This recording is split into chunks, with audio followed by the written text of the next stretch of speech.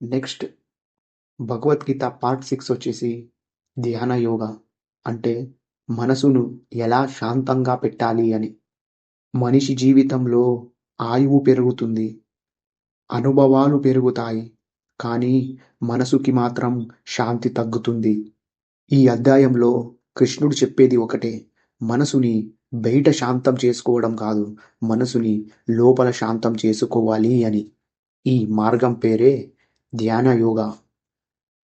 అర్జునుడు కృష్ణుడిని అడిగాడు, కృష్ణ, నువ్వు చెప్పిన త్యాగం, కర్మ, జ్ఞానం అన్నీ నాకు అర్థమయ్యాయి.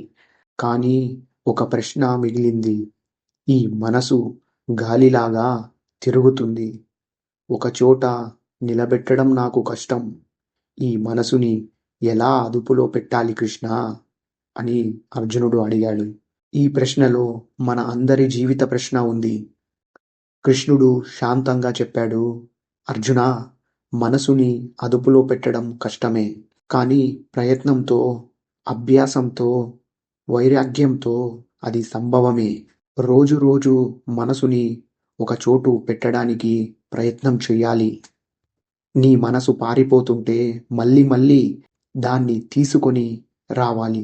ఇదే అభ్యాసం అంటే. శాంతమైన చోటు కూర్చోవాలి. శరీరం నేరుగా పెట్టి మెడ, నడుము ఒకే రేఖలో ఉండేలా చూసుకోవాలి. కళ్ళు మూసుకొని శ్వాసని చూడాలి. నీ మనసుని ఒక పరమాత్ముడి మీద పెట్టాలి. ఆశలు, భయాలు, చింతలు వస్తాయి. కానీ వాటి వెనకల పోకుండా తిరిగి తిరిగి మీ మనసుని ఆ పరమాత్ముడి మీదే పెట్టాలి. ఇదే ధ్యాన మార్గం అంటే. అర్జునుడు చెప్పాడు, కృష్ణ, ఈ మనసు తుఫానులా ఉంది. దీన్ని అదుపులో పెట్టడం నాకు అసంభవం అనిపిస్తుంది. కృష్ణుడు నవ్వుతూ చెప్పాడు, అర్జున, తుఫాను కూడా కాలంతో పాటు ఆగిపోతుంది. మనసు కూడా అభ్యాసంతో శాంతమవుతుంది. నీ మనసు నీకు మిత్రుడు కూడా అవ్వగలదు. నీ మనసు నీకు శత్రువు కూడా అవ్వగలదు. దాన్ని ఎలా వాడుకుంటావో అది నీ చేతుల్లోనే ఉంది అని కృష్ణుడు చెప్పాడు. ఈ వయసులో మనం చాలా చూసాం. కుటుంబ బాధ్యతలు, పిల్లల భవిష్యత్తు, ఆరోగ్యం, ఆర్థిక చింతలు ఇవన్నీ మనసుని భారం చేస్తాయి. కృష్ణుడు చెప్పేది ఏంటంటే, రోజు కొన్ని నిమిషాలు నీ మనసు కోసం ఇవ్వు. ఆ పరమాత్ముడిని గుర్తు తెచ్చుకొని శ్వాసని గమనించు. నీ మనస్సు మెల్లమెల్లగా శాంతమవుతుంది అని. ధ్యాన అంటే భయం వదలటం. ధ్యాన అంటే చింత వదలటం. ధ్యాన అంటే భగవంతుడిని గుర్తు తెచ్చుకోవడం. ధ్యాన యోగా అంటే మనస్సుని భగవంతుడి దగ్గర నిలబెట్టడం.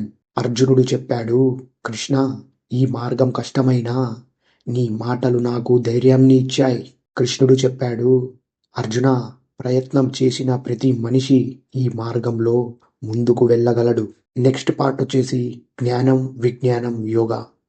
అంటే తెలుసుకోవడం మరియు అనుభవించడం ఎలా అని తెలుసుకుందాము నెక్స్ట్ పార్ట్లో. ఫ్రెండ్స్, ఈ చాప్టర్ వెనుక ఇంకా కొన్ని చాప్టర్స్ ఉన్నాయి. ఫస్ట్ వాటిని ఫినిష్ చేసుకుని తర్వాత ఈ చాప్టర్ని ఫినిష్ చేయండి. అలా అయితే మీకు చాలా క్లియర్గా అర్థమవుతుంది. ఈ సిరీస్ని కంప్లీట్గా చూడండి, ఎక్కడా మిస్ అవ్వకుండా. ఎంతోమంది వీడియోస్ చూస్తున్నారు కానీ ఎవరు సబ్స్క్రైబ్ చేయట్లేదు, లైక్ చేయట్లేదు. ప్లీజ్ సబ్స్క్రైబ్ అండ్ లైక్ చేయండి. జై శ్రీకృష్ణ అని కామెంట్లో టైప్ చేయండి.